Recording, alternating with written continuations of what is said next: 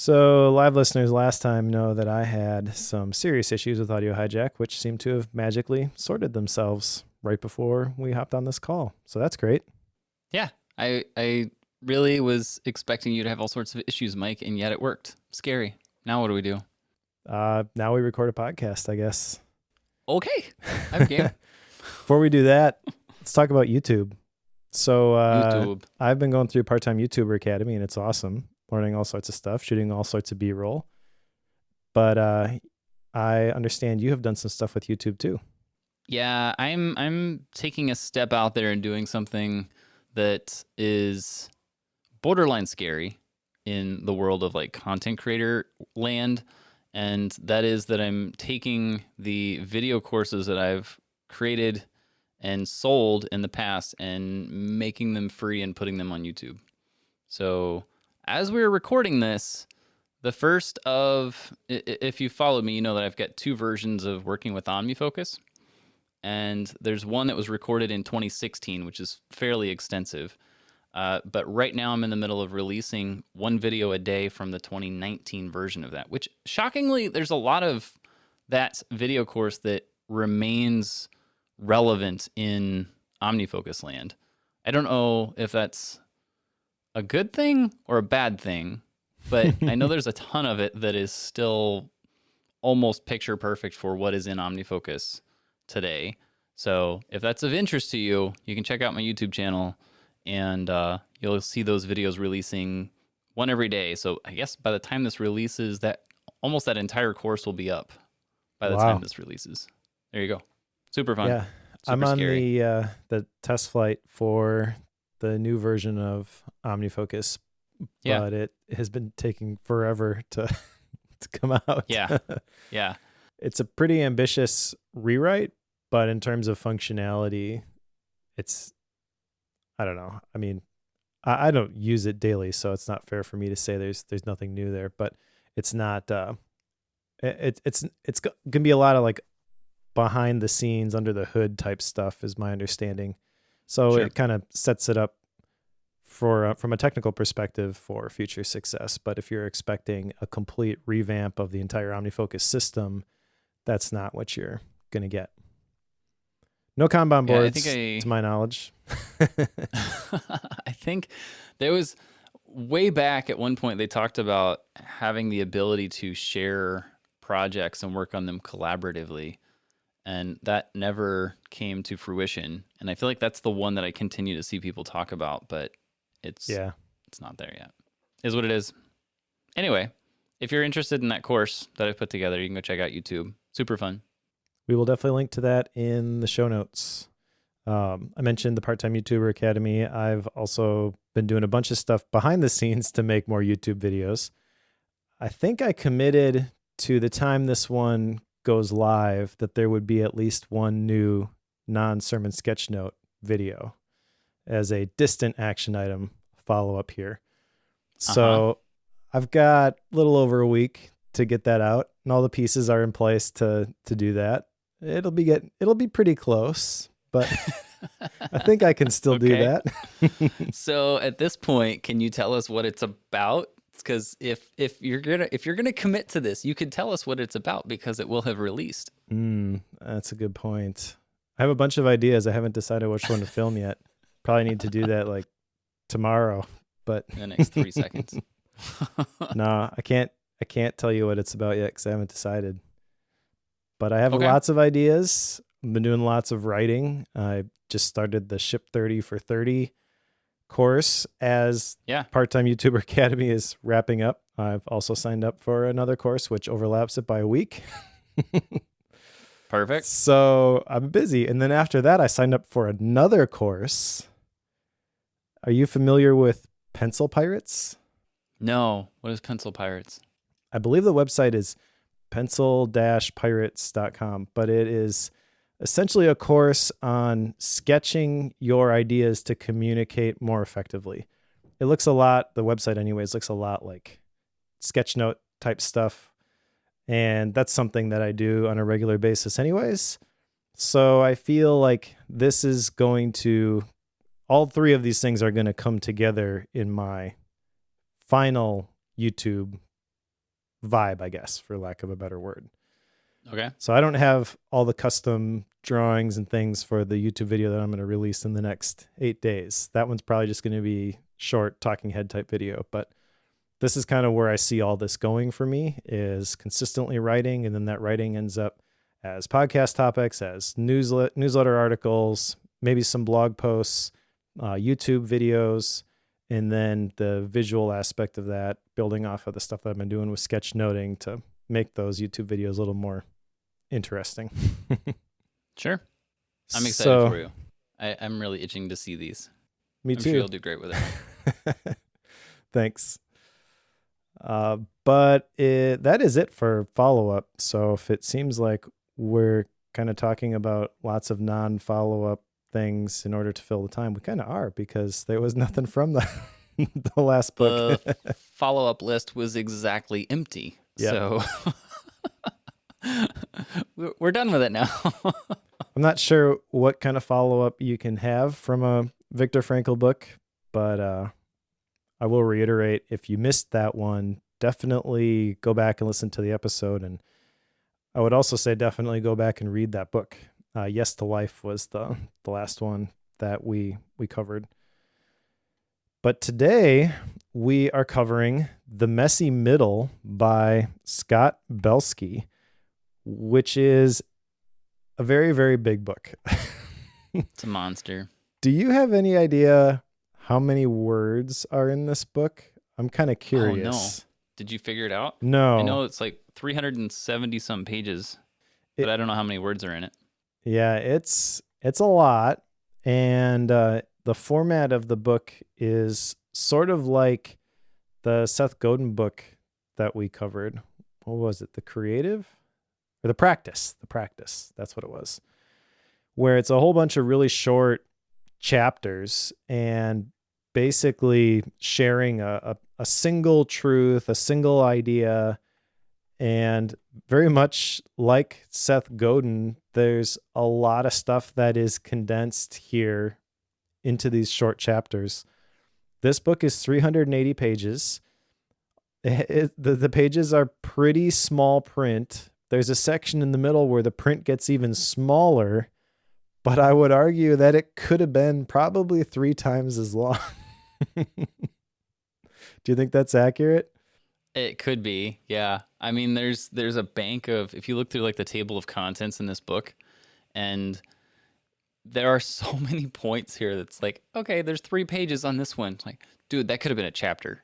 Easy.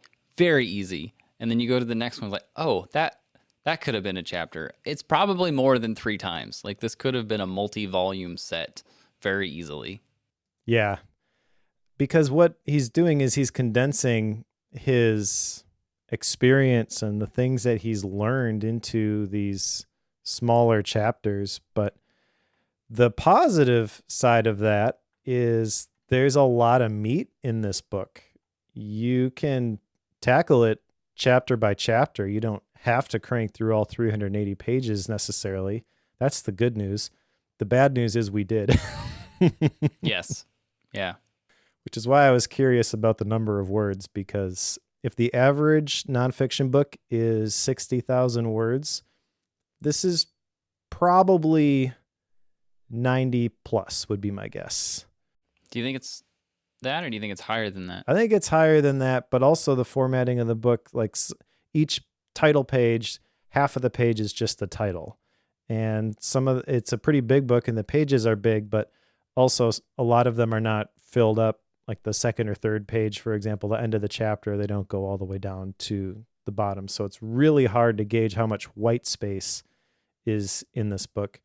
If I had to guess, it's probably 120,000 words. It's a lot. It's a lot. I feel like I've seen this is what I've been kind of trying to find. I feel like it's on Amazon somewhere. Like, I feel like I've seen the word counts. That's what I thought too, but I couldn't find it. I know that there's, what was it? I know that at one point they had it, you can hear me typing, looking. I know that at one point, like, their API would let you pull it. Like, you could get the word count from that. But interesting. I'm kind of cruising through here and I'm not seeing it, dude. All right. Well, TLDR, it's long. So recognize that if you're going to pick this one up. If you are in any sort of, I would say, creative or entrepreneurial field, there's a lot that's going to be relevant here for you.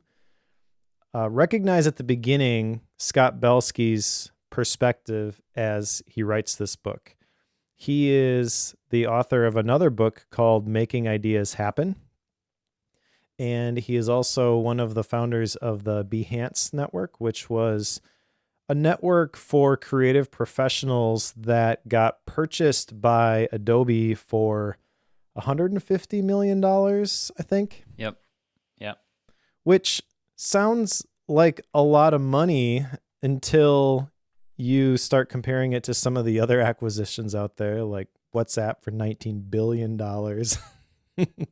Soon to be Twitter. Yeah, and it's not fair to compare that side to side, but the name of the book comes from Scott basically saying that people in the startup world specifically, they like to talk about how they started with nothing, and they like to share the end of the story where they achieved their success.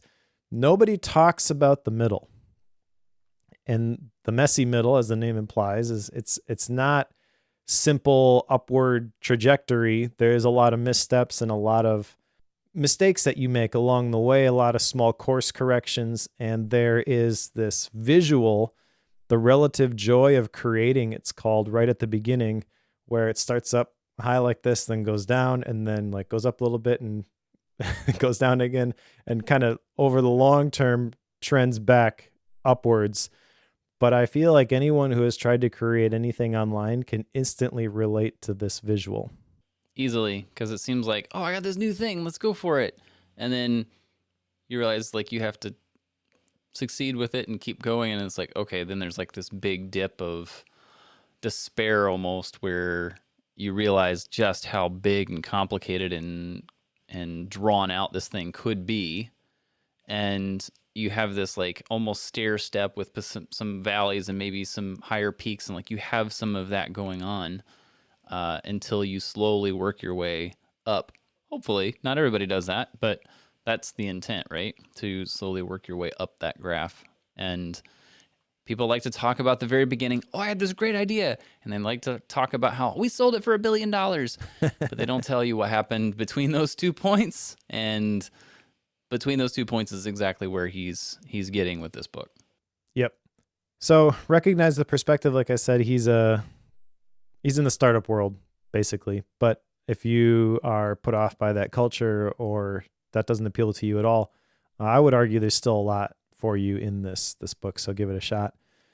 That being said, let's jump into the contents here. It's broken down into 3 different sections: endure, optimize, and the final mile. Endure is the first one, so let's start there. And this one feels long until you get past it and you get into the optimize section, and then that one is easily the biggest section of the book. And then the final mile is the last one, and that one's pretty short. But endure is interesting. I started reading this just as on the day job, we were going through a lot of the stuff that he was talking about. So I actually bought this book and gifted it to somebody that I work with, because the first time I came across something, I was like, he's really describing the situation that we're in. And the second time I'm like, wow, this is really relevant. And the third time I'm like, okay, this is getting creepy.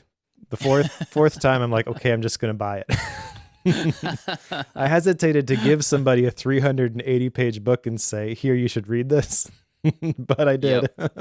Yep. And it's because, Scott Belsky was the founder and lead of Behance that was sold to Adobe, right? Like we were saying.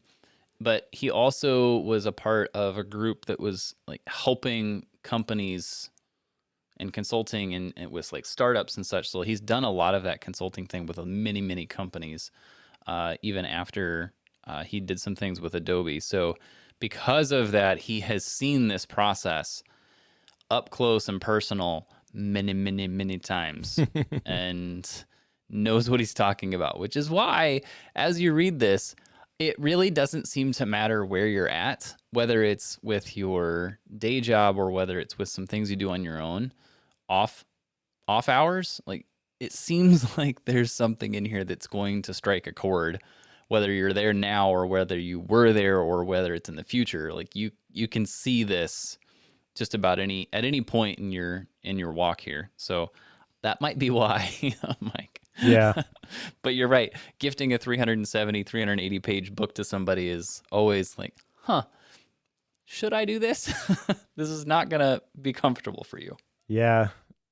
In general, I try not to give people books and say, here, you should read this.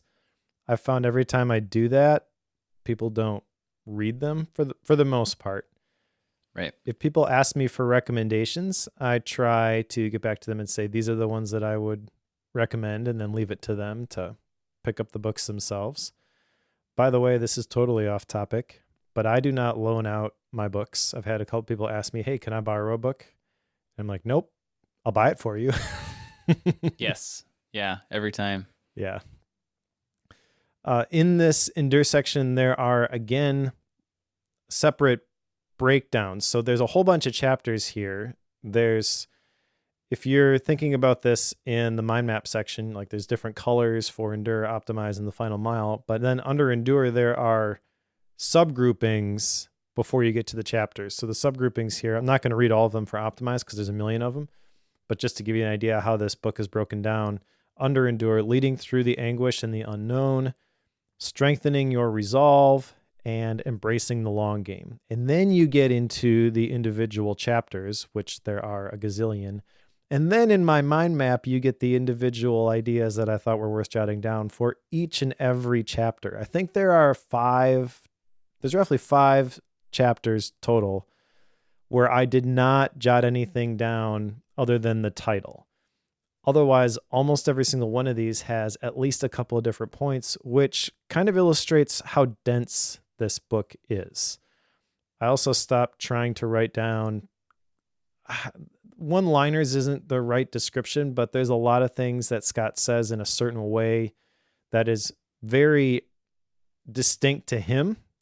And I like the way that he describes it, but they come so quick that I just stopped trying to log them all. Right. You would have a lot written down. It's a 7-page table of contents, by the way. That's just trying to detail out the chapters and headings and stuff. It's 7 pages. 7 for the table. big And it's not pages. like this is big print either. Yeah. So the pages are large. Yes. The print is not.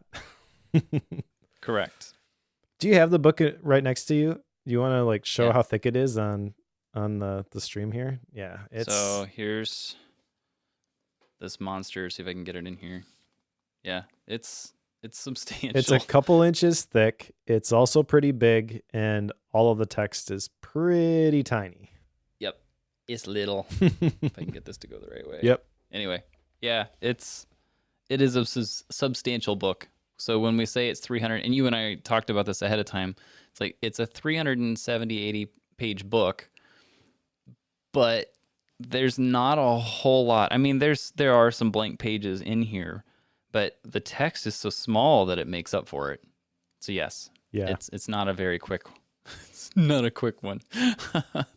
So what we've done is we have just grabbed a bunch of different chapter titles, basically, from these different sections. We're not going to try and encapsulate everything that's in this book. Obviously, that would be a 12-hour episode, just trying to summarize this beast. Yep. But in Endure, there are 2 things that we wanted to touch on. The first one I picked, and that is to prompt clarity with questions. And I picked this one just because I really like this whole idea of asking better questions.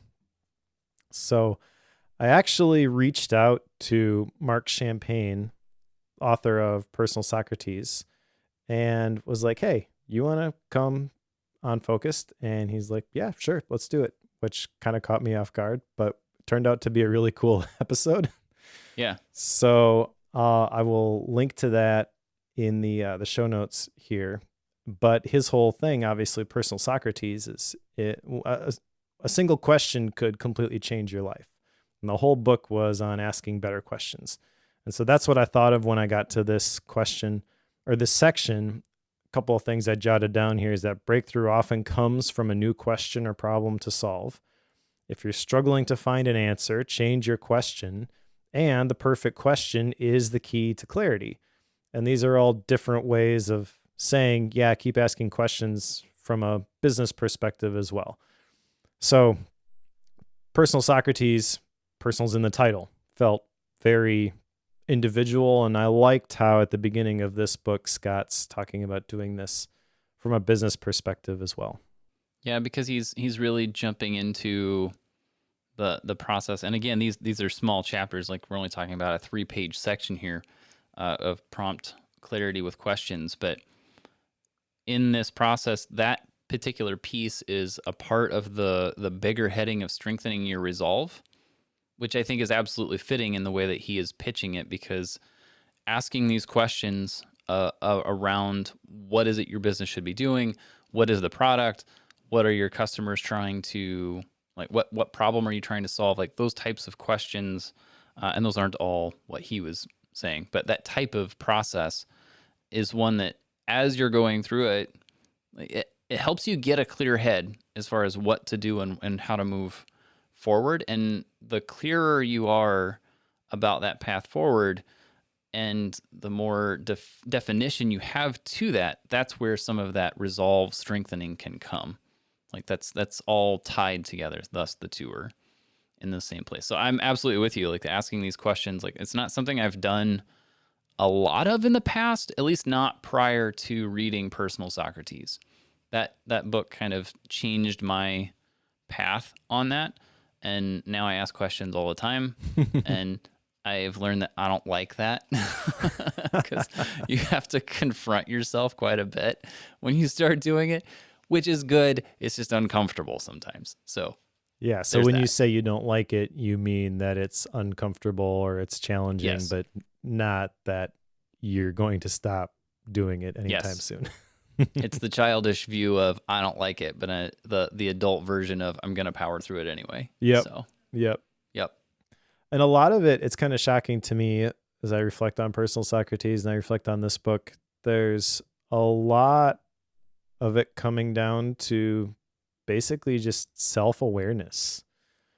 And self-awareness in a business context is different because you're maybe have a bunch of other areas and a bunch of other people that you really need to make sure that you're seeing things the right way. There's a lot more potential responsibility, but the process is the same. And the only thing you can't do in either scenario is bury your head in the sand and pretend that it's not the way it is. You got to confront the brutal reality. And there's lots of little things in these other chapters, which will probably come up, like as we're talking about this and wanting to hide from what's really there. In the previous chapter, he talks about insecurity work, which is the work that you do with no intended outcome, doesn't move the ball forward in any specific way, but it's quick enough that you can do it unconsciously multiple times per day, and is the thing that you default to when you want to avoid something, basically, when you're trying to procrastinate on tackling the thing that is really important. And it's kind of interesting for me to see how that manifests differently in an organization or a company than it does in an individual's life. Like I've dealt with it myself from a knowledge worker perspective, and I'm working at home and I'm trying to create things, but it's a little bit different when you've got a lot of moving pieces on the chessboard. Yeah, for sure. For sure.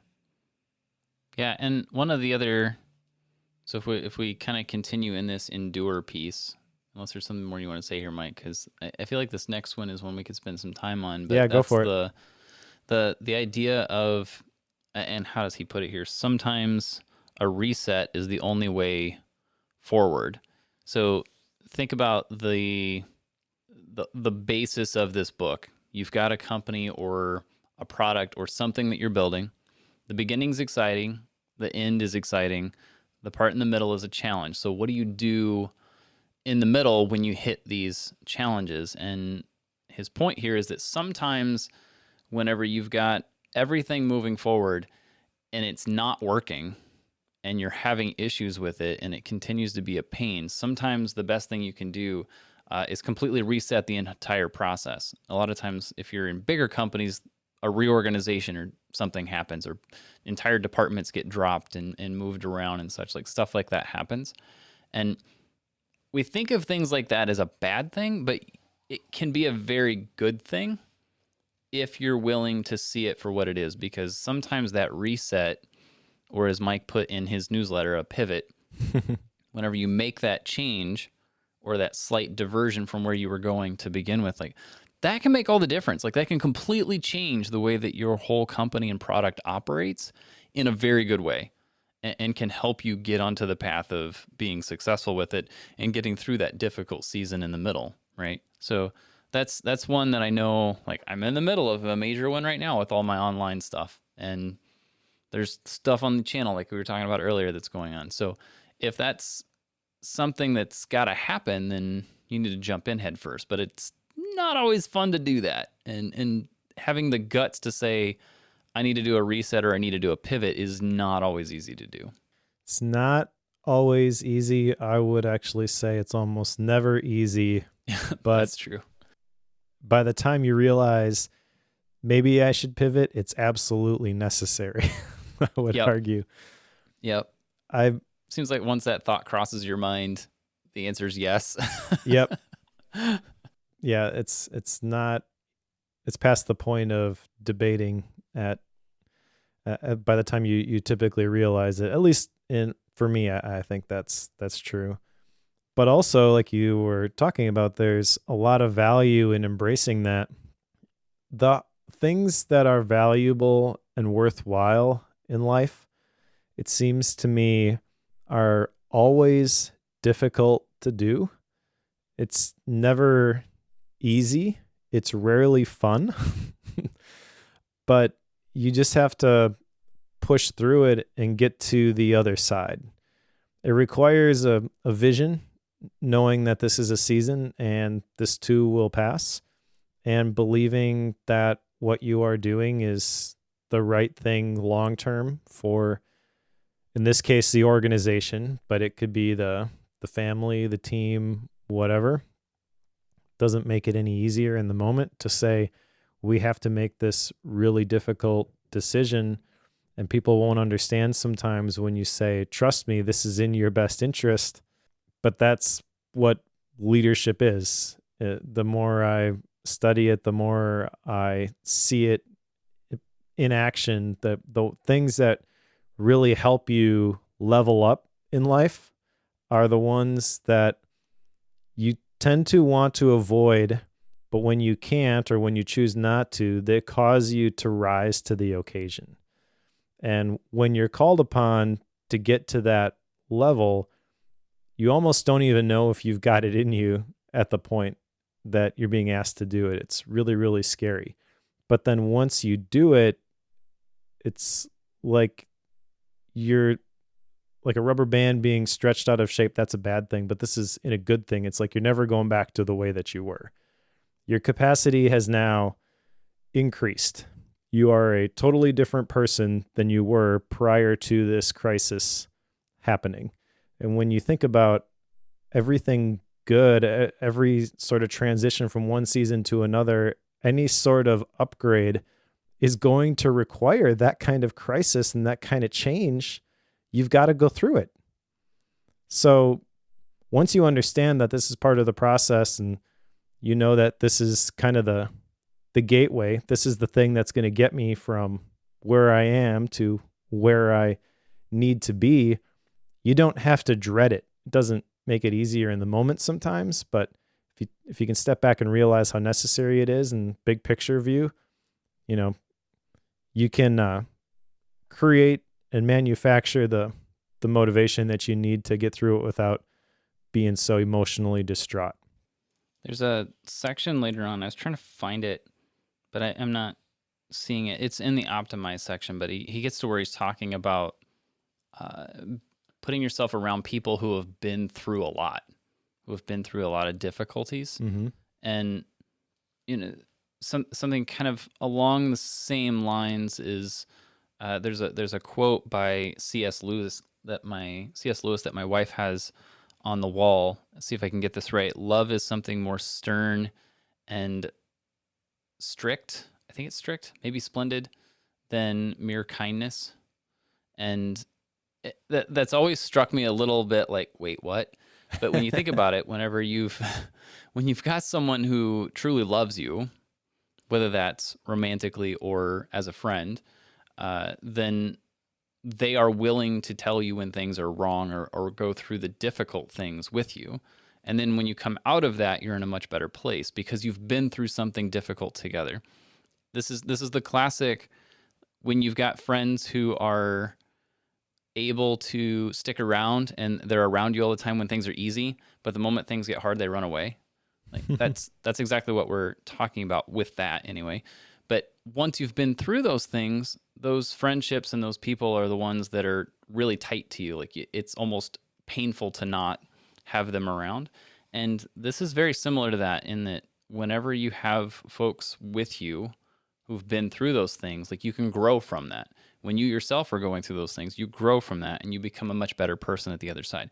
So even if this messy middle is something that's painful and you really don't want to do it and you want to skip it, like a lot of times it's that middle part that is what makes that final success, right? If you really can't skip this. No. And have something that's going to endure. You really need to deal with these difficulties in order to get the learnings to have that success. Exactly. And going back to the image at the beginning, I feel a lot of the pain that people feel going through the messy middle really is just improper expectation setting. You start something and you expect it to be smooth sailing, you expect it to go well, and when it doesn't go according to plan, you have a choice to either keep going or say this isn't what I signed up for and quit. And what Scott is arguing for in the scope of the entire book is that moment where you have that identity crisis and you're not sure what to do because this is hard, recognizing that's part of the process and just keep going and that there will actually be multiples of these. Then it's kind of like, oh, okay, so this is normal. I guess it's really not that big a deal. Maybe I shouldn't freak out quite so much about it. I think the section you were maybe trying to allude to was hire people who have endured adversity because adversity matures you, right? Right. Cool. All right, so let's jump into the next section here because who knows how long we'll talk about optimize. I really like that section. There's some other stuff I want to get to, but just continuing that topic, there's another thing further down in here, which I thought was really good and relevant to what we're talking about here in the clearing the path to solutions section, where it talks about a lot of big problems don't get solved because we can solve smaller problems faster. And when you're talking about adversity and pushing through things, if you view that as I must be on the wrong path, the fact that this is causing me some pain, this must be wrong. Well, number one, I mean, just because you're experiencing some pain, maybe that you are doing the wrong thing and you don't want to continue to burn your hand on the stove. So recognize like if it's self-inflicted and stop doing some of those things. But assuming that this is the right thing and this is just part of the process, then you typically want to keep going with that. But the natural thing, and I think this is something that we all do in some way, shape, or form related to procrastination, is instead of embracing the big thing that we know is going to be hard, we find the small thing just so we can say, there, I did something. Yep. And I'm guilty of this. I'm kind of curious, how you've seen this manifest in your own life, but was literally just talking about this with somebody in the day job, how we have all of these issues that we track. And we have these regular EOS style level 10 meetings every week. And it becomes meeting time again for a department. And it's like, oh, I haven't looked at this since last week. Well, I want to show that I did something. So you scan the list and you find the one that you can quick take care of and mark as complete before the meeting is there. See, I did something. That's not the complete story that you tell in your head at the time, but that's ultimately the way it right. manifests. So how does this play out for you? Oh, I'm terrible at like finding the little things that improve, like, so take so much of like the writing and video stuff and such that we do. I will regularly justify like some of my script and automation stuff, saying that I'm making something or building something that I can then write about later. And it could be something very small and very simple to make my life easier, but I will justify it saying this is a thing that I can use for later, and that I'm actually making progress towards these endeavors. And then I spend the 30 minutes to an hour on it, and then I get distracted by something else, and then I go do something completely different, forget about it, and it never has anything to do with an article or a video. It's like, oh, but I did something, and it was theoretically going to help, but it gets me absolutely nowhere. So I do this all the time. It's terrible. Yeah, we are kind of naturally wired to seek the path of least resistance. Maybe that's what my YouTube video will be. It's one of those ideas I captured previously. So we look for the place where we experience the least amount of pushback, and we say, I'm going to do that. But everything that's worthwhile doing, resistance is part of the deal. Right. In fact, you could gauge the worthwhile things based on the amount of resistance that you encounter. Yep. So that's challenging to me. But then also coupled with that, the first chapter in this section is resourcefulness over resources. It's kind of a mouthful for me to say today. I don't know why. But the difference here is resourcefulness is I need to do this thing. I don't know how I'm going to get it done, but I'll just use what I've got and figure it out. Versus resources is I have everything that I need in order to do the thing. And we were talking about YouTube earlier. This is one of the things that a lot of people, myself included, fall into when they're getting into YouTube. Ollie was talking about people want to know what's the gear that I should have and all the setup and stuff like that. And he says, it doesn't matter. Just start with your phone and start making videos. Right. And I've actually had a DM message or DM thread back and forth before I even signed up with the course with Ollie, probably his team through his Twitter account, but basically saying, I'm interested in this course, but I'm not going to be able to make a bunch of videos right now. So is this still for me? Like, oh yeah, it's fine. But the messaging in the course is always like, just do the thing, just do the thing, just do the thing. Right. They keep sending these calendar invites for people these last couple of weeks who haven't published a video yet. So I keep getting those invites, but I feel kind of bad because that's kind of the way the cohort is built, but also I said up front, I wasn't going to be able to do it till later. So that's a way that can manifest though. And I've noticed that myself is like, well, I got to get the B-roll. I got to do all this. I have a vision for like what I want it to look like and how it's going to fit into everything else. If I was just doing YouTube, I would argue the better approach for me would just make the thing, get it out there. But because I'm not really just trying to figure out YouTube, but I have a specific strategy for it and how it feeds all the other things, like I kind of know what I want this to look like already. You really don't know what it's going to look like though until you start doing the thing. That was the whole idea behind the newsletter that I sent out, is you got to do some things and you got to fail at some things and you got to deconstruct why you failed. And then you start looking around for what are some other ways that I can do this? How can I practice resourcefulness, not just buy better gear and have the resources in order to do it? And when you start looking around, you see the things that are parallel to what you are currently doing. And a lot of those things, as I've gone through my own career path, I'm like, oh, hey, actually that thing over there, that looks pretty interesting. I think I'll try that. Those have been some of the most rewarding experiences in not just my professional life, but my personal life as well. Like podcasting was part of that. Public speaking was part of that. Those were things that if you would have just asked me prior to starting to take this approach, I would have been like, yeah, no thanks. That's too public for me because I'm a pretty introverted person. I wonder sometimes people who encounter my stuff online, what they think I'm like in real life. I'm sure it's very different than reality. Sure. I'm always intrigued by that one as well. It's like, what is the public perception of me? Yep. What do people think? I don't know. It's always a question mark, I think. But I'm with you in that it's easy for us as people who have like legitimate studios with cameras and microphones and gear and stuff all over the place. Like it's easy for us to say like, yeah, I need to get this before I can do that. Like before I can make quality YouTube videos, my camera is not as good as it should be. Like, well, I mean, you've got a Blackmagic camera in your office. I've got a Sony 6400, like super nice microphones. Like there is no excuse, at least for us.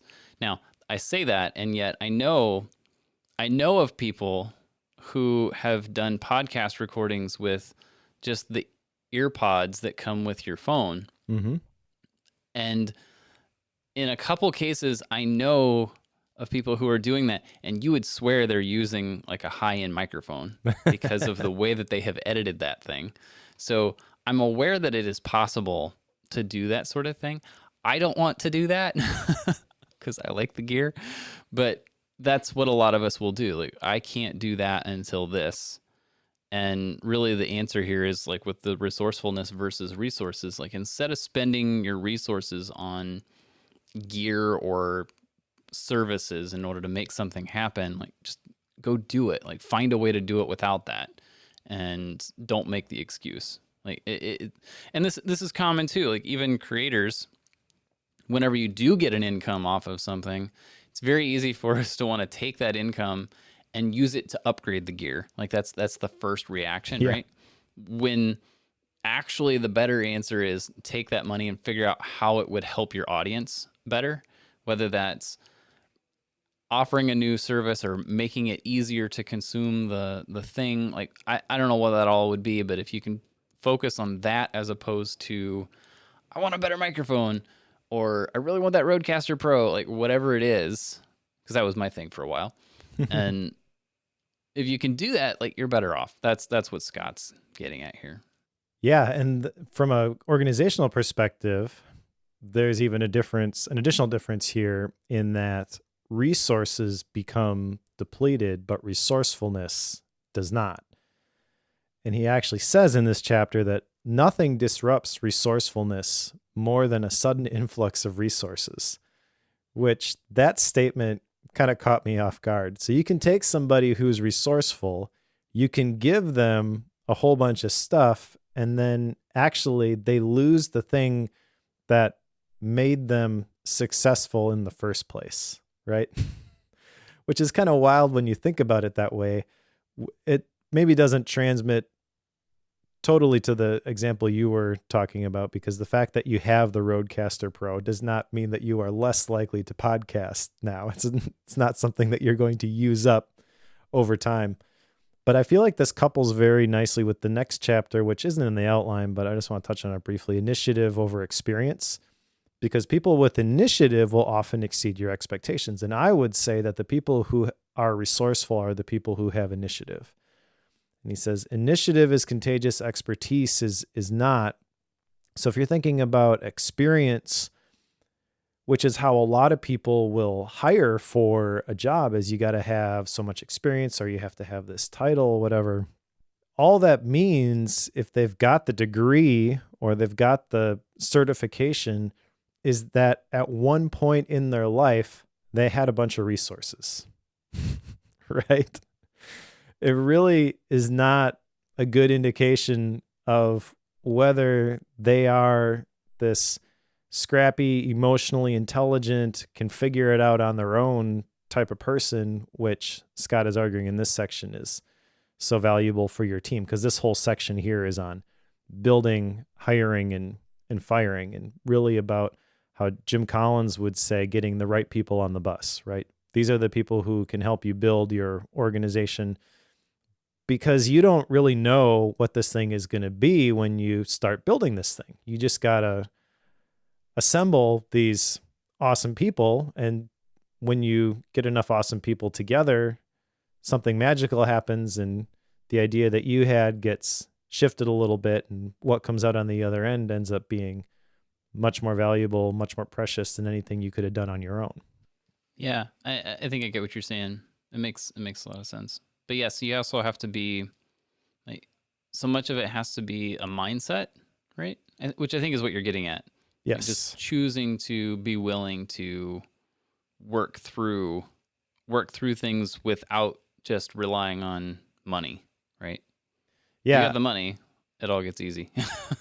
Yeah, a lot of this is mindset stuff, I guess, but emotional intelligence I see as part of this as well. It's the type of thing where if you're trying to build a team that is going to statistically make your organization or business better in the long run, the things that you would traditionally look for are not the things that are really going to move the needle.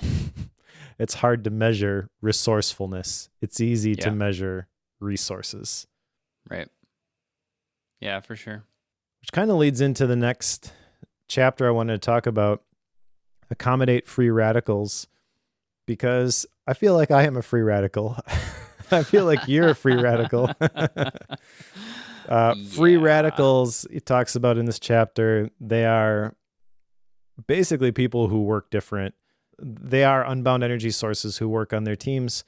They're often misunderstood in the workplace because they're not going to conform to, this is just the way that everybody does things. And I'm fortunate I'm in a position, and you're fortunate that you're in a position where they're cool with us being free radicals and recording Bookworm today, right? Because they recognize that this actually brings value in other ways to the organization, us having the freedom to do this on our own terms. I guess, if you were to simplify this, it's really just focus on the outcome and the production rather than the seat time and the hours, punching the clock, that sort of thing, which a lot of, let's just say, more traditional companies, that's their measure of success is, did they make 100 calls today? And I've been a salesperson, so I understand, yes, you need to make the calls. And if you're procrastinating on making the calls, then that's an appropriate measure, is just make X number of calls today. But ultimately what matters is not the number of calls that you make. It's the appointments that you set or the sales that you get, right? And there's other ways that you can do that stuff. And what you really want is somebody who is willing to figure that out and navigate that. And they understand, okay, what the organization really wants is the sale itself. So if I can move this number, then I have flexibility in this number or how I actually do that. Yes. So free radicals. Okay. I feel like when you and I are able to do this sort of thing, like we're definitely breaking a lot of conventions, I would say, when it comes to like how schedules and stuff work. So I could easily see how we definitely break a lot of those conventions. But at the same time, like if you're able to, as an organization, accommodate people like us who break rules, like generally you're better off overall. So like that I can kind of see. But as someone who often works with other people who are in the same boat, like it's sometimes challenging. It's like, do I have to let you do these things? Please just follow the pattern. So I get where it's both a positive and a difficult thing on both sides. So I get that. I understand it, but I also, the more I read about this, the more I study it myself, I feel more strongly that it doesn't really matter, big picture. If you've got the right people, then they will figure out how to do the right things. In fact, the next chapter that I wanted to talk about here is that process is the excretion of misalignment. And this is not the first place that he talks about process and how process is kind of a mask of deeper problems. This one specifically, he's talking about misalignment. Okay, so if you are aligned, you don't need a bunch of processes telling people exactly what to do. The goal is to be fully aligned with as little process as possible. And so you're giving people the freedom to do it the way that they see fit, trusting that they can do their job better than you can from a distance if you were to micromanage them. And so they're going to get better results. In the previous section, I don't remember exactly where, but he talked about process being the thing that will help mitigate the weaknesses of B players, but it also completely handicaps your A players. If you've got a strong team, really just awesome individuals who are motivated, who know what they're supposed to do, and you give them a bunch of process, you're going to significantly slow them down. But if you have a bunch of people who you're not really sure if they have what it takes, then you can mask a lot of those weaknesses through complicated processes.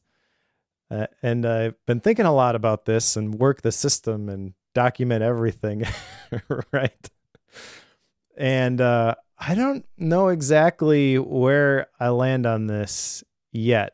I feel like there's some essential processes which you need in order to delegate things and make sure everybody's doing certain things the same way. But really the thing that is more important is getting everyone aligned on this is the lever we want to pull. This is the measure we want to influence. What do you think on this whole topic of like process versus systems and alignment? Yeah, I think that there's easily a point at which all of these processes in general get to be bloated and a problem. And it also gets to be super common, I guess. So there's so many times I've had in the past where I'm in a corporation, I'm in a company of some kind, and they want to put together multiple steps for something to happen so that you have something that's repeatable. I get that. But there's so many points in the process where the system or the protocol that they put in place almost hamstrings the entire intent. Exactly. So because of the process that is in place, it means that I'm not able to do something innovative or actually helpful. Here's an example. This one was very painful. When I worked corporate, one of the things that we had to do was collect a seed order. This was in agriculture, so we had to collect corn and soybean seed orders from our sales representatives who were out in the field taking those orders from farmers, right? So all of that data needed to be collected into one place.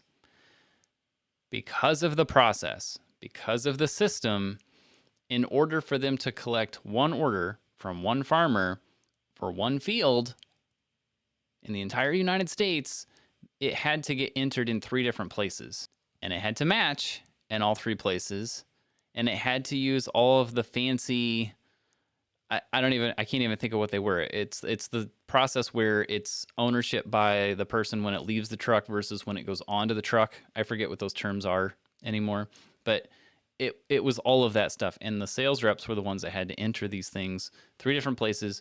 In a couple cases, the terms were backwards. So they had to use it one way in process 1 and a different way in process 2 and a different way again in process 3. So you had to do all of those things in different methods. My job as data analyst person was to help collect some of that information. And one of the things that I did was attempt to create a 4th system, which, because they wouldn't let us alter those 3, I went through a process of trying to build a web interface that allowed them to enter it in one spot, that would then automatically take that information and decode it and put it into the other 3. Because the process was so convoluted and a mess. I spent like 3 months building that thing so that these guys didn't have to deal with those 3 other systems. And it worked great, but we slid it underneath all of the protocol because it was absolutely against what the corporation wanted us to do. We had 0 approvals to do it. So because of that, after the fact, they shut it all down because we weren't allowed to do that again. And the sales reps threw a fit. They loved that thing. But it was all because of their protocol. Had they not put that protocol in place, they wouldn't have had that big of a backlash whenever they shut down the easy thing to use. So I understand why some systems and some protocols are in place. I get it. But if you've got them in place and it creates a lot of extra work and it makes things more difficult to do at all, like, you've gone way too far with it. Please stop. Yeah, I'm fortunate that in the position I'm in with the day job, there are a lot of complicated processes, and I'm the new guy, and I'm just like, why are we doing it this way?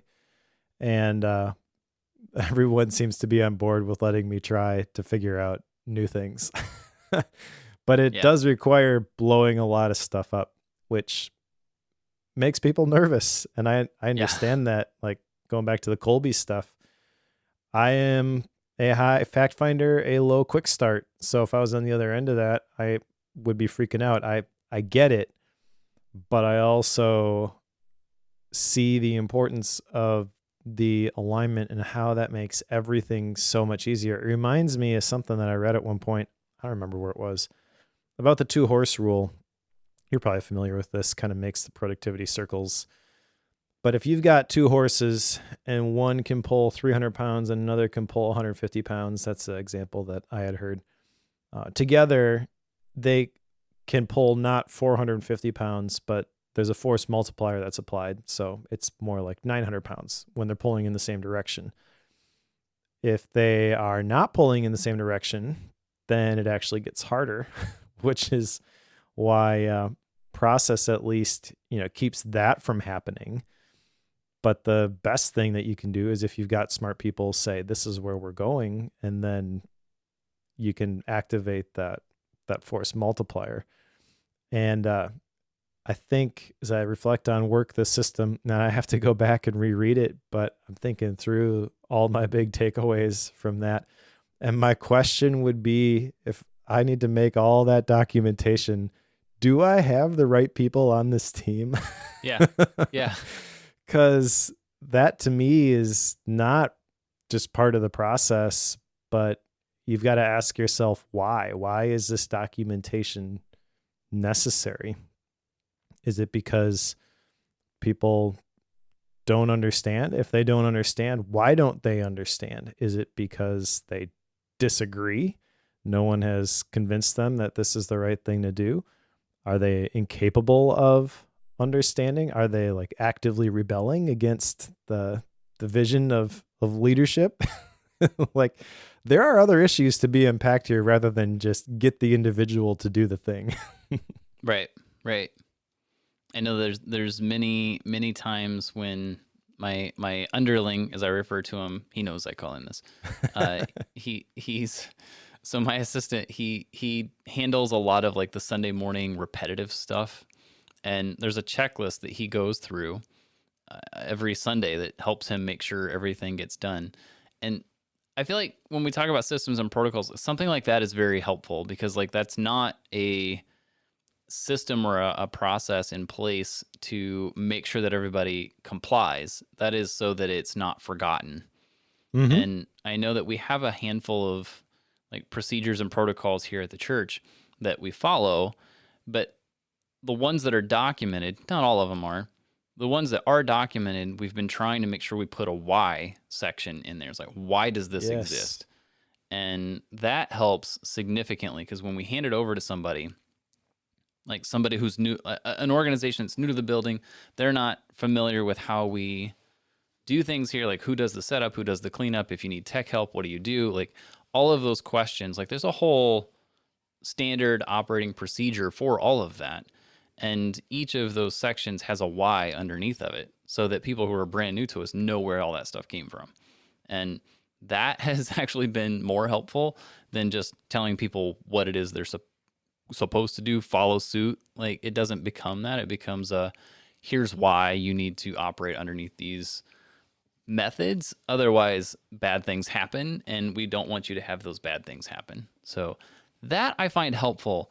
But if you didn't have that why section in there, think about how that comes across. If somebody hands you a document that explains the way that you're supposed to operate with an organization, it doesn't have the why on it, it just seems ludicrous and ridiculous. Like, think of the classic M&Ms in the candy bowl. I don't want any of the brown ones in there. Like, that whole thing. Why on earth would you ever, like, people are immediately second guessing it, and now they don't think any of the rest of it is worthwhile because you've got this ridiculous request and all these things.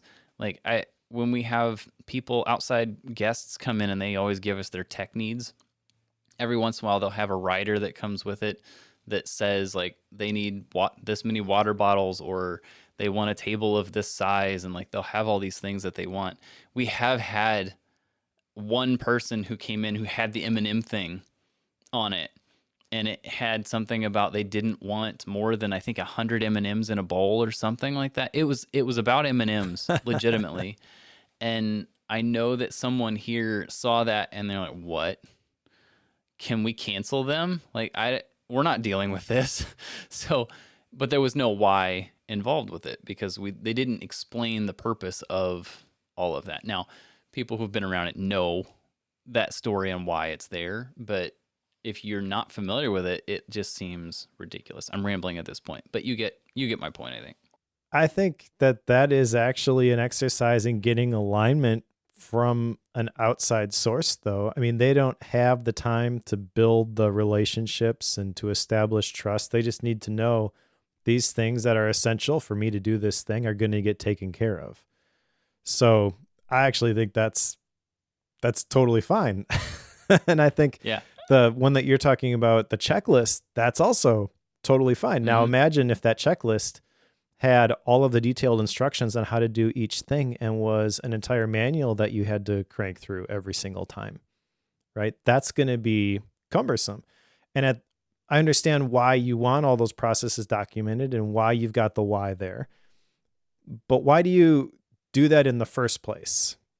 I think it's because you're trying to get somebody new on board, like you were talking about, getting them up to speed in order to do this thing so you no longer have to do it as quickly as possible. And I think that is perfectly legitimate.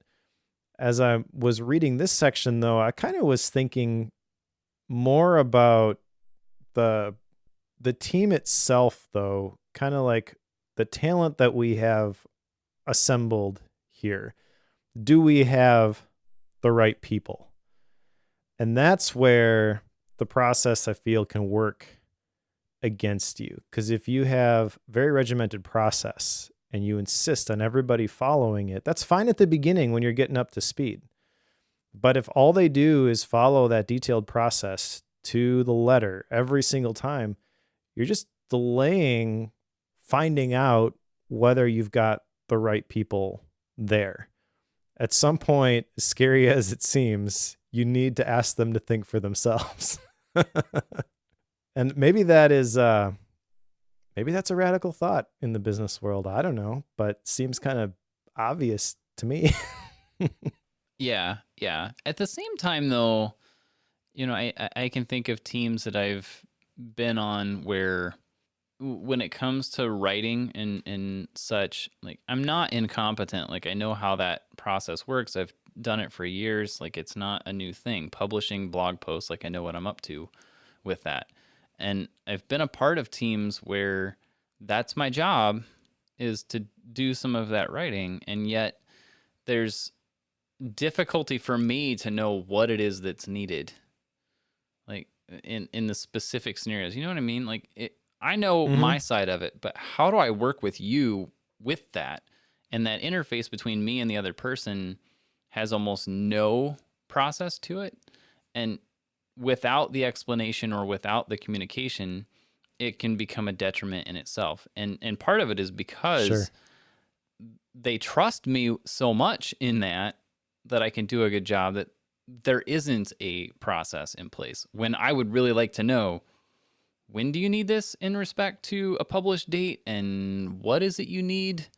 Like, how much detail, what format, where, all of those things. How do I get it into that thing? Like, all of these things are potentially helpful in that scenario, and yet it's not always communicated. So you can go the other way with it too, I think. Like, you can trust them so much that you don't help them do their job as well.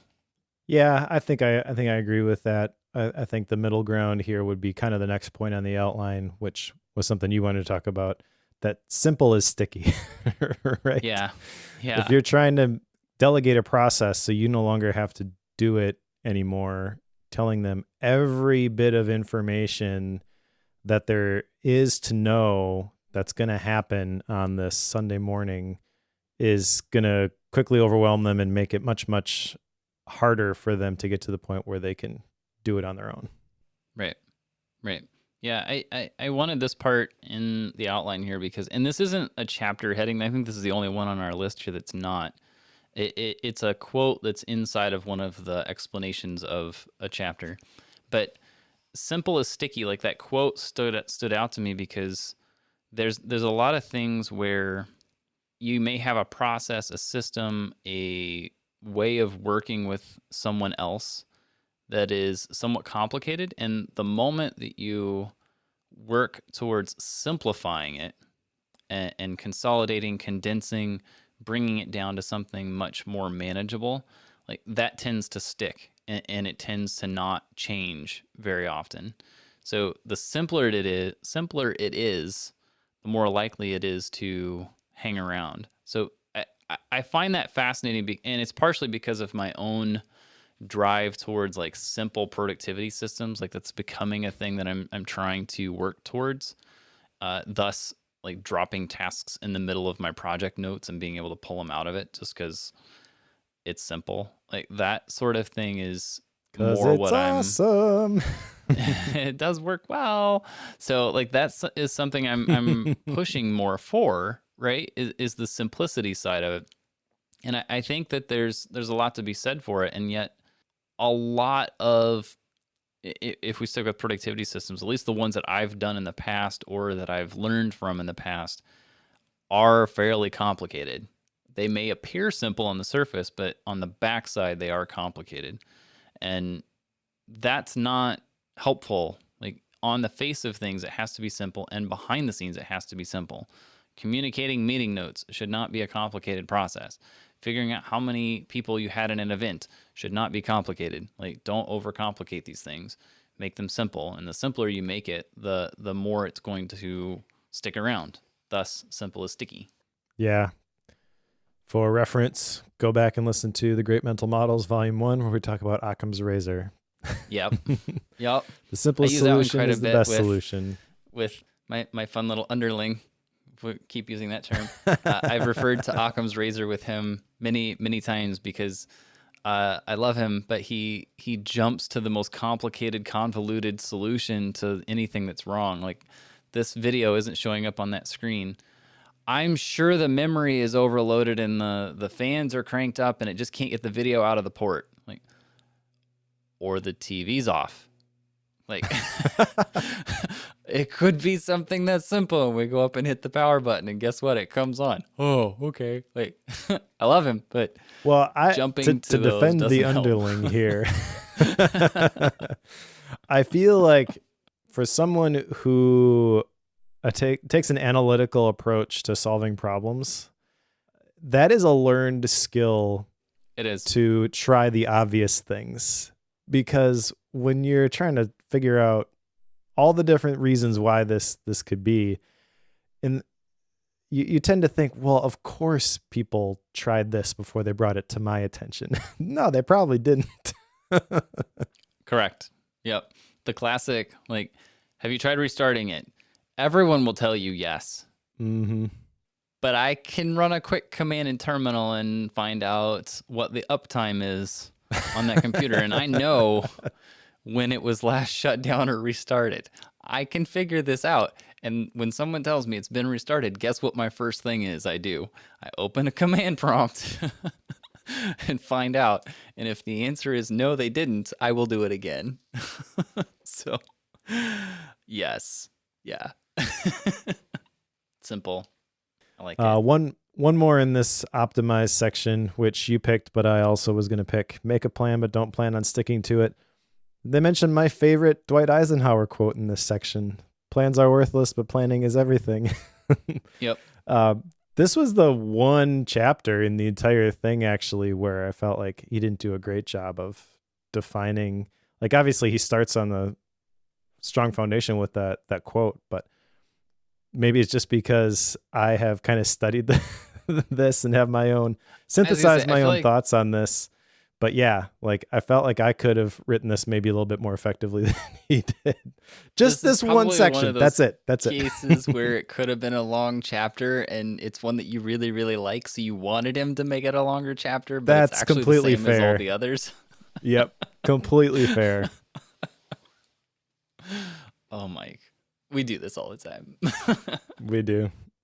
Just for summary, for those who are new to that idea, the basic argument is that you can plan out your day, and a lot of people will do that, try it, and then when it doesn't go the way that they planned it, they stop doing it because they're like, oh, what's the point?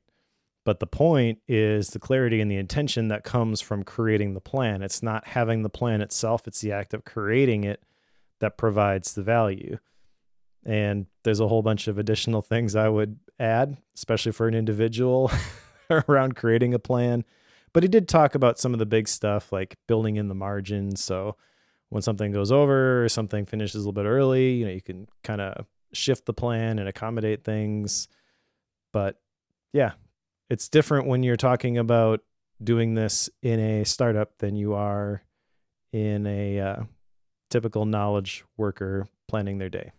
Yeah, because I know that I have long said that it's impossible for me to plan my day. Like that, I say that quite a bit because I never know what's going to come up. Like I know that I've got a video editing project I'm in the middle of right now that needs to get done, but I've had people interrupting me on it all week long.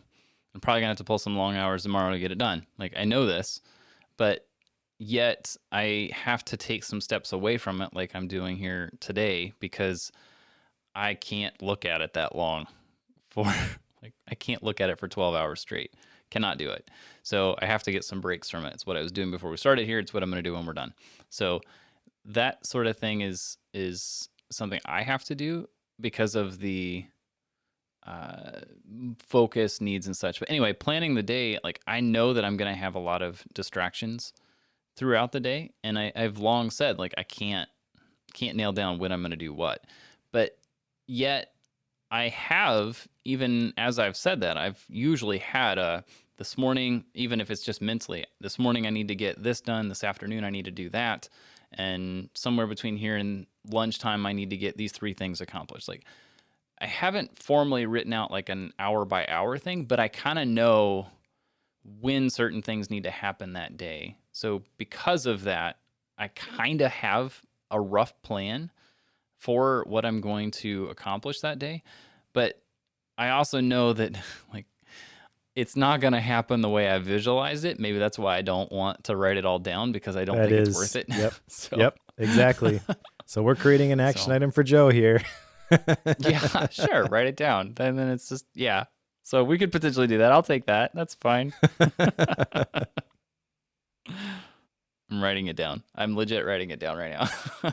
That's the argument. And I think there is diminishing returns for doing this at some point. If you're brand new to your role and it feels like everything is just coming at you, this actually brings a whole ton of clarity. If you're established and you kind of in the back of your head know how the Legos fit together, then don't worry about it. But if you've not done it before, I think this is absolutely an exercise that everybody should do, which is why I push you to make it an action item. Yeah. Yeah. Thanks, Mike. You're good at that anymore. Yeah, that's why I'm here. All right. Should we talk about the final mile? Sure. Get me off of this. The whole Mike giving me tasks thing. All right. So the final mile, this is the shorter section in the book, but there's a couple things worth unpacking here. The big one you picked out, and that is that you are not your work. Let's talk about that one first, because this is something that is hard for a lot of people to separate. I never even made the connection about like founders of these startup companies when they make the sale, which is the whole thing they're working for, kind of the depression that sets in and the identity crisis that they go through. But I have definitely wrestled through this myself as a creative. So definitely not on the same level.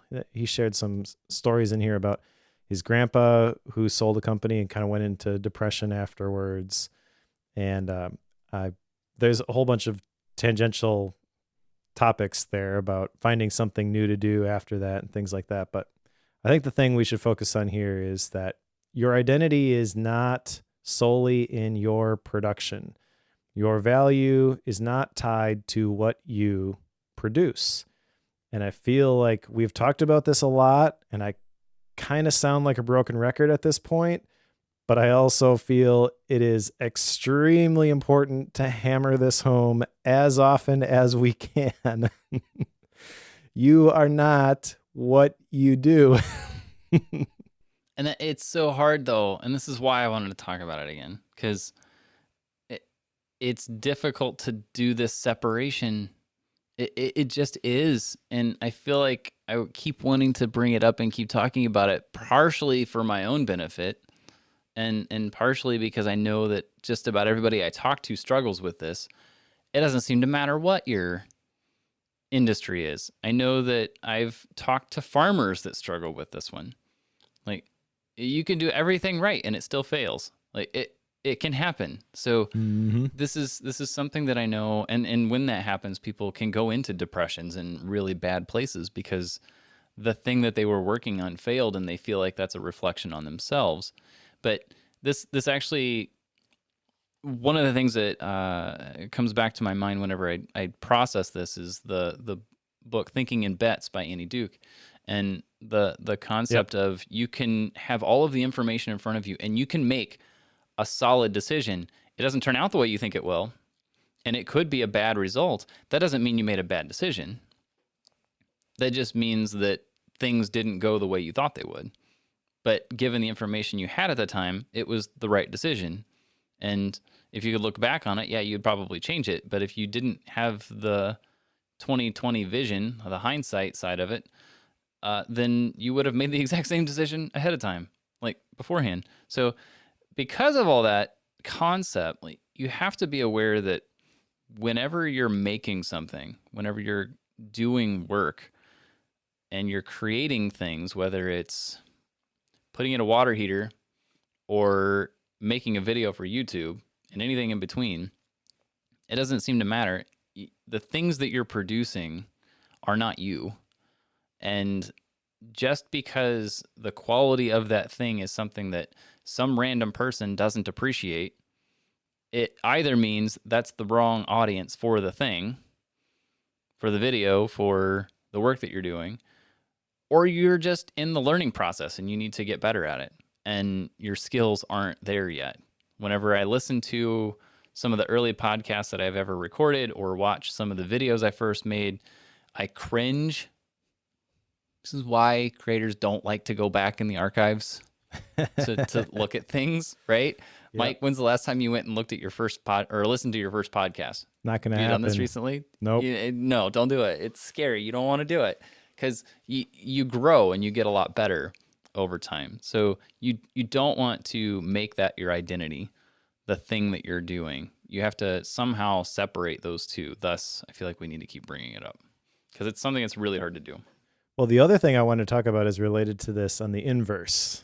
So overcome your resistance to a great outcome is another chapter here, which is kind of tied to you are not your work, because in that section, he tells a story about this person who had been with this company, Behance, as they were getting ready to be acquired by Adobe.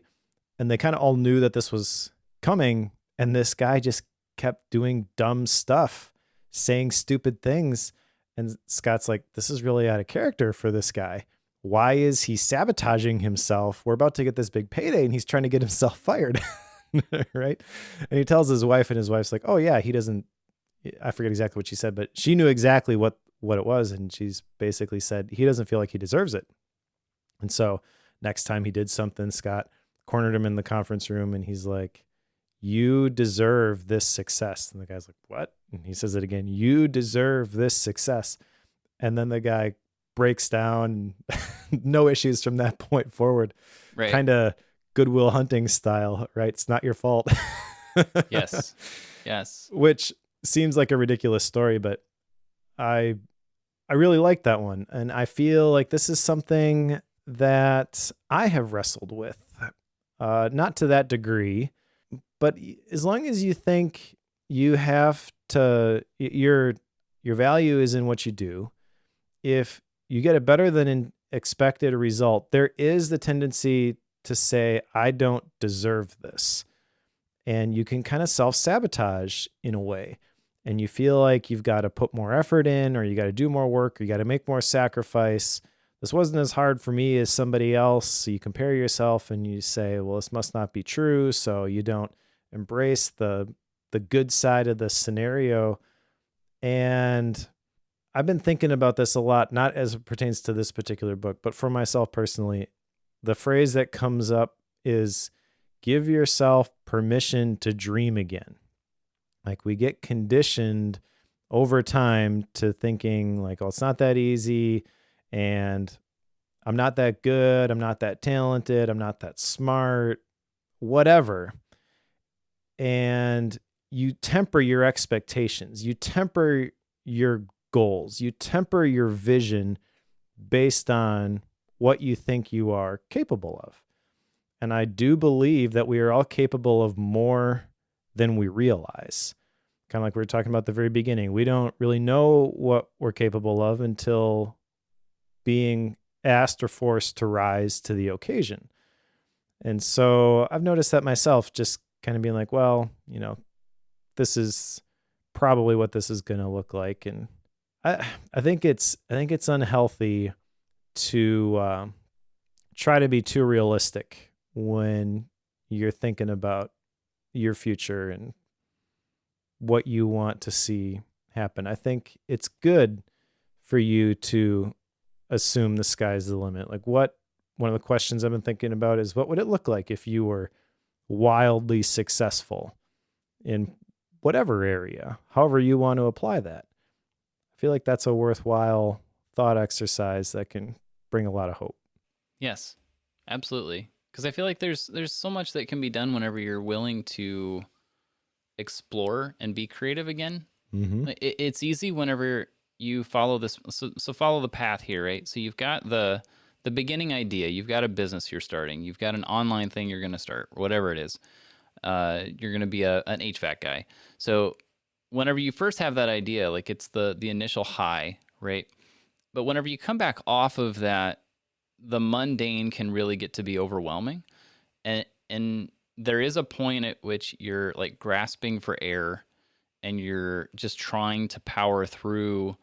But whether you're doing the pivots, you're doing resets, you're doing the optimized process on yourself, your team, the business, all of these things, it's real easy. There's a whole section in here he talks about like disconnecting. It's real easy to just get stuck in the rut of always trying to optimize as well. The things he's talking about are not bad, but you do need to take a step back from the entire thing occasionally in order to see the bigger picture, like what you're saying, Mike, and get kind of the bigger view of it so that you can get the ideas and be more creative with the whole thing, which is what got you in it to begin with, right? So if you are willing to do that, that can help you keep the drive going and keep the upward tick marks, the upward stairs stepping of the graph. Yep. You can keep all of that moving forward, but you have to be willing to seek out outside information, consume some things, take the breaks, disconnect. Like you got to give yourself the headspace in order to have that creativity come out again. Exactly. So Is that kind of what you were getting at? That's the way I saw it anyway. Yeah. One last thing I want to touch on here. Maybe you picked up on this, maybe not. Page 367, there's a quote from Warren Buffett about reading, which we would be derelict in our bookworm duties if we did not touch on this. We always grab these and hold on to them, right? Yeah. So Warren Buffett said, read 500 pages like this every day. That's how knowledge works. It builds up like compound interest. All of you can do it, but I guarantee not many of you will do it. And this was challenging. I mean, we read a lot of books, right?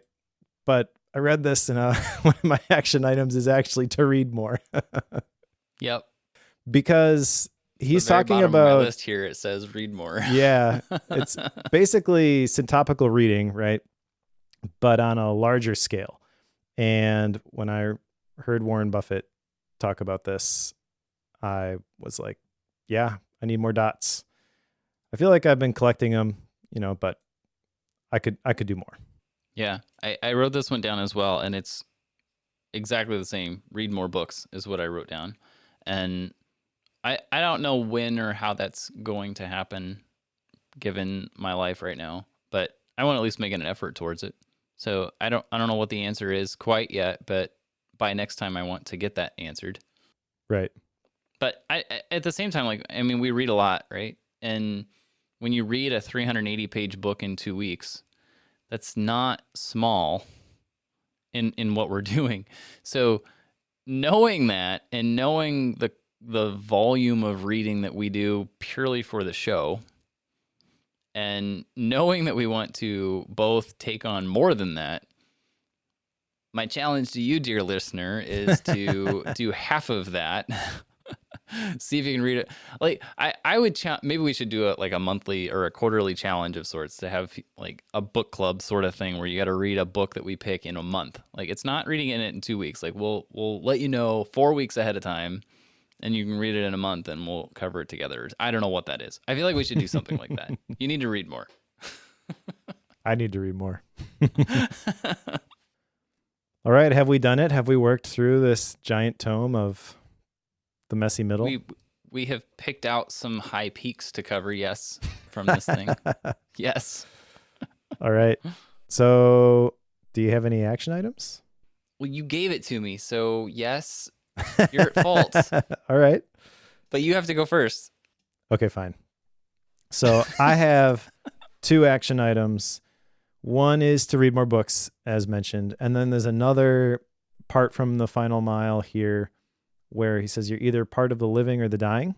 And the action item that I wrote down here was get busy living.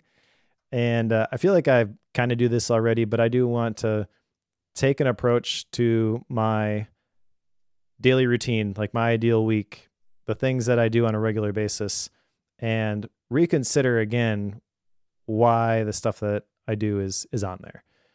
And maybe make some adjustments. Maybe just clarify that, yeah, these are the right things, and infuse a little bit more motivation into them. I kind of do this every quarter as part of my personal retreat stuff anyways, but I want to put everything under the microscope again. There's a related thing to this, which maybe we should cover this at some point. 30 Lessons for Living. I've mentioned this as a gap book. Really, really great book by a doctor who went and interviewed a lot of people in nursing homes who, you go into a nursing home and there's a lot of people who don't want to be there. There's usually a few people who are just loving life, living their best life. They're really social, just having a great time. And those are the people that he interviewed, thousands of those types of people. And what are the things that got you to the point at this point in your life where you can look back with no regrets and able to enjoy however much time you've got left. And they broke it down into like 30 different themes, 30 different lessons, how to live your best life, basically, from people who have done a good job of it. So that is kind of in the back of my mind as I'm thinking about that too. But yeah, I just want to think about all the things that I'm doing now. And if there's anything that I just feel like I'm obligated to do and I don't really want to do, or not that I don't enjoy doing, but things that I recognize not everything is going to be fun. I recognize there's some stuff that's worth doing that's not going to be easy or enjoyable. And that's not what I'm talking about with this, but the stuff that really just, I'm doing it because someone expects me to do it. I really see no value in doing it for myself. Like looking for that type of stuff to stop doing. I feel like that's a tough one. I'm trying to think of like what that would be in my own life. Like what would that equate to? And that's, why do you make me think these things? I had it figured out, Mike. And now you got me like processing. I'm sorry. Guess what I'm doing on my walk tonight? Okay. All right. So I have 3, 2 of which I had ahead of time, one of which Mike decided to add to my list. And you're welcome. The first one that I had wrote down was to, because as I was going through this, I've been processing a lot of like my own personal online business and how I do things. Thus, a lot of the changes I've been in the middle of lately. And one of the things that I'm wanting to do, and it kind of coincides with an off bookworm task that Mike and I are working towards. But I want to write out a formal plan for what I'm doing with my online business, which incorporates like some of what I'm doing is like the story brand thing for it as well as a piece of that. So I feel like I need a little bit of accountability with all of that. Otherwise I'll put it on the back burner and just go, which is unhelpful in this case. So I want to put that on the table as something to work through. I had the one of reading more, because reading more, readers lead and leaders read. Is that how that goes? And the more that I feel like I can consume from a long form stance, I feel like the better synthesis I would have on topics just in general. But this is, preaching to the choir here. So I don't have to explain that one too much. And then we have the one that Mike decided to give me, which is writing out my plan for the day. What am I doing? Like, what's the format of this? Does it matter? Am I doing this hourly, minutely? What am I doing? We didn't explain that part.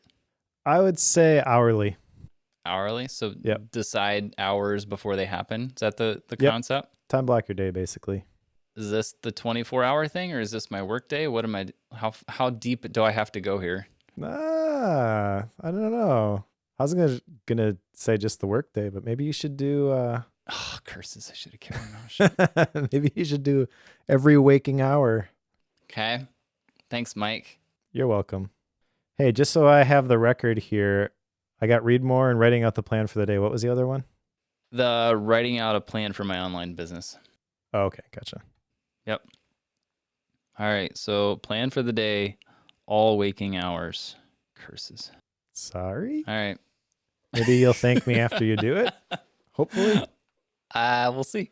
All right. We'll see. I'm either going to be really excited or rather upset with you. All right. We'll see how it goes. There you go. That's what I got. All right. Style and rating. I guess this is my book, so I have to go first. Yes. The style of this book is awesome. I love these small chapters, the quick hit things. I've talked a lot about the way that Scott writes and the way that he communicates these ideas, and I think it's very, very effective. There are not a whole lot of pictures in this book. There's the one visual, which he kind of builds on that as he gets through the different sections. So I feel like that's really powerful as a model, but there's not a whole lot else visually to this. I don't think that's necessarily a negative thing. I think going into it, there's a very strong vibe of Silicon Valley startup sort of a thing, which maybe will put some people off, but I feel like there is so much gold in this book for anybody who listens to Bookworm, to be honest. So I would definitely recommend this to people. I would not buy it and give it to somebody and say, here, read this, except for the person that I already did that for. It's hard to rate this on the heels of Viktor Frankl. On one hand, this is talking about work specifically, and so it feels like it should be a level below what we just read in Yes to Life.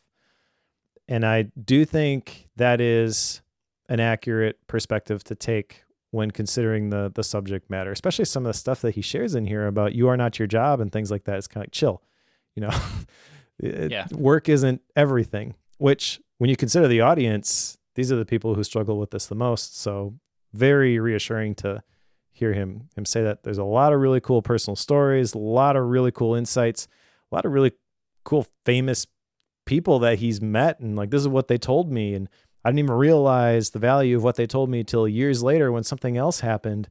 So I feel like there's a high level of transparency that comes through in this book. It's somebody who has done something awesome and sold their startup to Adobe for $150 million. So they've lived the dream, right? They've worked all the way through this. And basically he's saying, these are all the mistakes that I've made along the way. So it feels very approachable. I don't feel like you need to have a business background in order to get something out of this. There's something here even for the creatives, which I would argue everybody is creative. So definitely would recommend it. I would recommend pretty much anybody in the bookworm audience take a look at it, see if you enjoy it. I do think there's a possibility that this just is not the thing for you, and feel free to put it down at that point. Don't force yourself to go through all 380 pages. It was definitely the right thing for me at the right time. I really enjoyed going through this. I'm really glad that we read it. I feel like this is one of those foundational books, those tentpole books that I'm going to refer back to for many, many years. And I'm going to rate it at 4.5 stars. Really, really good. Really great information. Not completely life-changing, at least as I sit here today. Maybe several years from now, that will have changed. But I think even if you just picked it up and read a couple of the chapters that stood out to you, you would get something from it. Okay. I will agree that this is a difficult one to rate after reading Yes to Life with Viktor Frankl. Like it seems weird because the Viktor Frankl books tend to be the ones that we use as the gauge, like almost the bar to shoot for. And I know that that's not completely true. It does deviate from that, but it's something that does come up here on Bookworm quite a bit. So because of that, I think you're spot on with the way that you're approaching this, at least. So with this book, I will say, like, almost every chapter, like we talked about how there's just tons and tons of chapters. They're like 3 to 4 pages long a piece. At a 370-page book, you can do the math on how many chapters there are in this thing. But because of that format, it means that generally what happens is he introduces a topic. He'll tell you a story about it, maybe some derivatives of that story, possibly a second story, and then explain it a little bit for each of those. That's roughly speaking what each of those is like. It's not exact. He doesn't follow that exactly through those.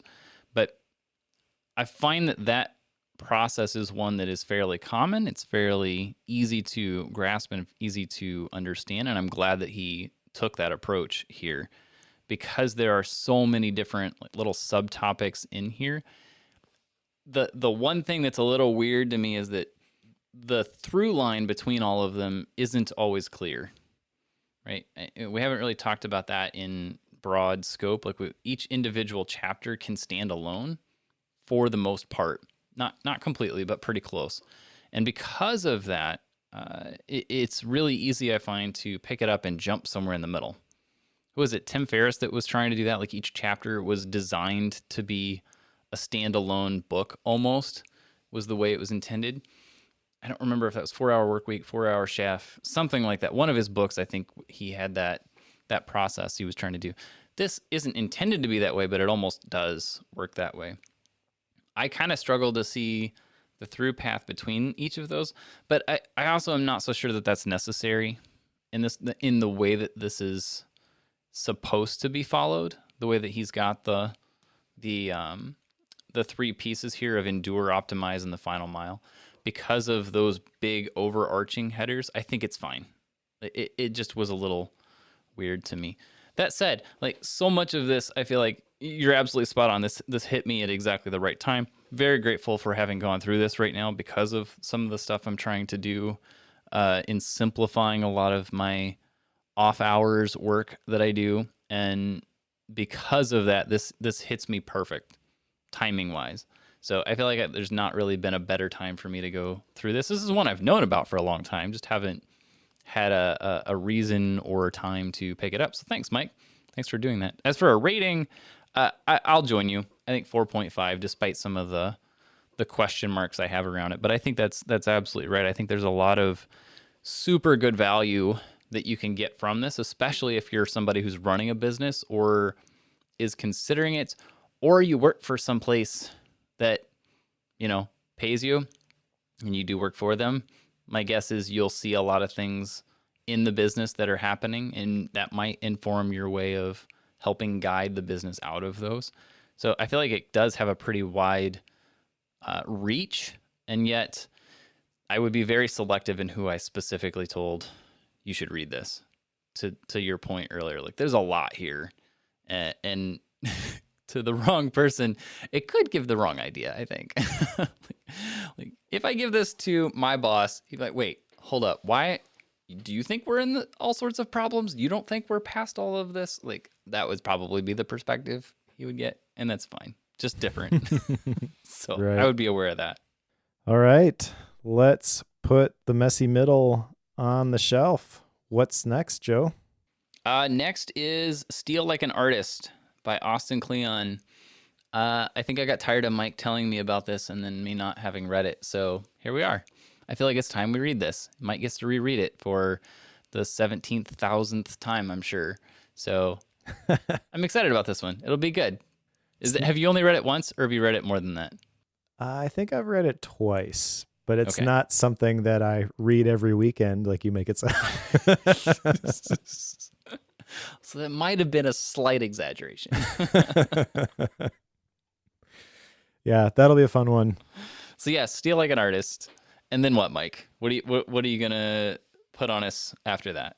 I wrestled with this prior to the show. I have a big stack of books that I want to read, but the one that I think would be great for Bookworm, even though it is now the third Joshua Becker book that we'll have covered, is Things That Matter.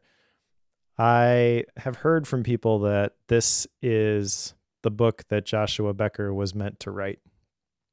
And so I want to unpack this. I feel like this is either going to resonate with us completely or at least spur a lot of crazy conversation.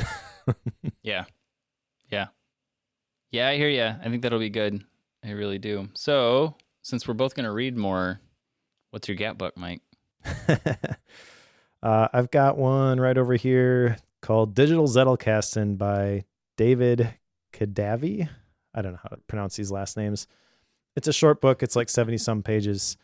And as you know, I am big into Obsidian. Ding. So I feel like this will be an interesting quick read. And I need a quick read after this one. Yeah. That was part of the discussion when we chose and decided to do the messy middle. It's like, okay, the one before it, thankfully, was a little short. The one after it, thankfully, was a little short, so we can do that. But here we are deciding to read more. I'm going to do a gap book. I just don't know what it is yet. Do you have a recommendation? I've not really done that on the show before. Second edition of How to Take Smart Notes. Oh, come on. You can't be that mean. I'm just kidding. I feel like we're probably going to end up doing that at some point. Yeah. Off the top of my head, I don't know. Let me think about it. Okay. I'll pick something for you. Got a week. Because I'll get through Steal Like an Artist in a week now. If I follow the plan, right? And then I'll have a week to do whatever's next. Yeah. So I got a week to find it. Yep. I don't know what it is. I'll tell you what it was when we record next. There you go. All right. So we have follow-up next time, unlike this time. I know, right? Cool. So thank you to everyone for listening all the way to the end. Thank you to the people who have joined us live on YouTube. You can do that at youtube.com/bookwormfm. Joe always tweets out the recording times ahead of time, and some cool conversation that happens occasionally there.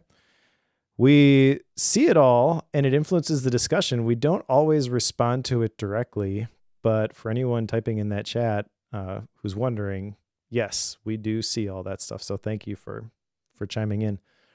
Thank you specifically to the Bookworm Club premium members who are willing to not just download the show and give us your attention, which we definitely appreciate that. But people who are willing to support the show financially, you people are awesome.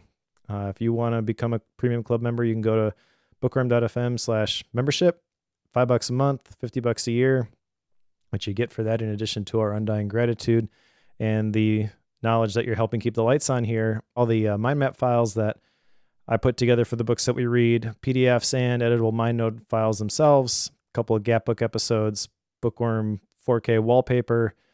But the big thing is that you are a huge part of making this continue. So thank you to everyone who is willing to buy Joe and I a cup of coffee once a month. Absolutely. And if you are one of those amazing people who has been reading along with us, as all of you should be, pick up Steal Like an Artist by Austin Kleon, and we'll cover that one in a couple of weeks.